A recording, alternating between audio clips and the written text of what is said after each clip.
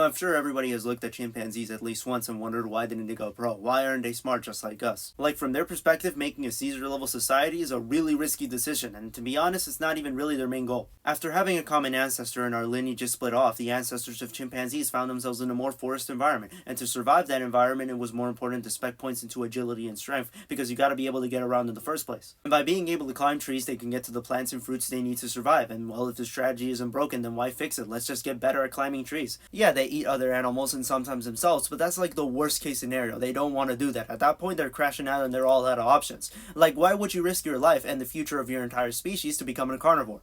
In our ancestors' defense, they were kind of in a different situation and were forced into a corner. Like, they were living in the savannah. Climbing trees is kind of helpful, but you're not going to be doing it for most of your time. And walking on two legs brought some benefits, like actually being able to hold stuff. And so, with being able to hold things, you get better at hunting, which makes it easier to get meat, and that meat will give you a more nutritious diet to get a bigger and stronger brain. And over more time, you get world domination, of course. The question I wonder is what the reunion actually looked like with ancient man and chimpanzees. Like, it must have been pretty horrifying to figure out that this thing is not really fully human. Back then, the best thing we had to protect ourselves was a spear, and walking into the forest was probably prohibited, knowing that the literal forest people are going to be overhead watching your every move. And they might not be as smart, but they have the strength to take away the only thing that makes you special.